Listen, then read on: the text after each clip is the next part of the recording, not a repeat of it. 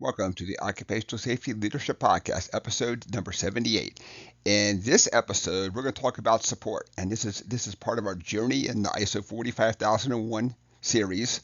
Um, Got to have support, and of course, everybody can say I support safety. I'm never going to say that we want to work in an unsafe place, and that's awesome and great.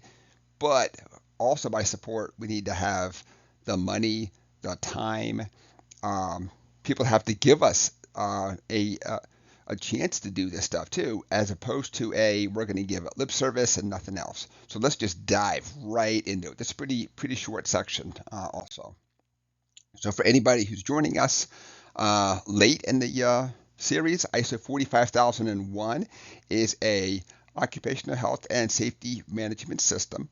It provides a framework for organizations to identify, control, and minimize risks related to health and safety in the workplace. It follows the Plan, Do, Check, Act, as do many of the ISO standards out there. A lot of us already know about ISO 9001, ISO 14001 on the environmental side. I pretty much run my whole life through a Plan, Do, Check, Act. I don't always break it down exactly that way then.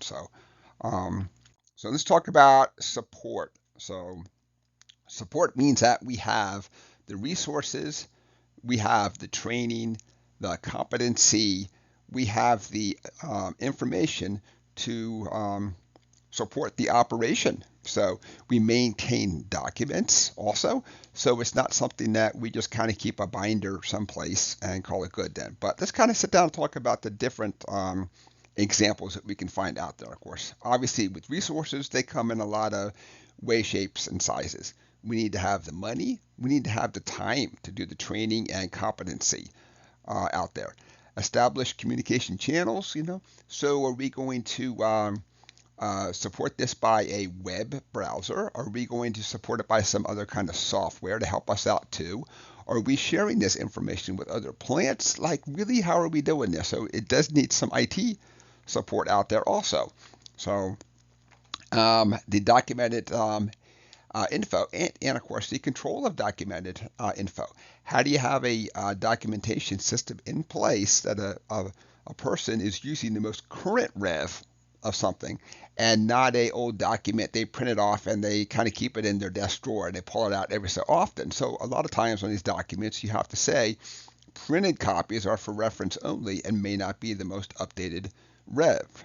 We want people every time to go to the system, whether that be a software-based system, a old style binder, whatever we want to call it, and get the most updated documented info every single time so that we don't fall into bad habits where you have somebody who's been there for 5 or 10 years and has been referencing an old document and the old way of doing things. So I got a couple more examples of support out there. Emergency preparedness and response.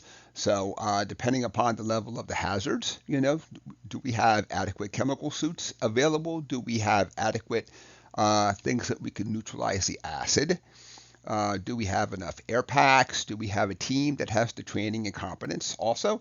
Or is it that what we do is we just evacuate the plant because we've chosen not to do this? I'd say a management decision, and we just bring in a third party contractor. So there's going to be a lot of ways to tackle that one.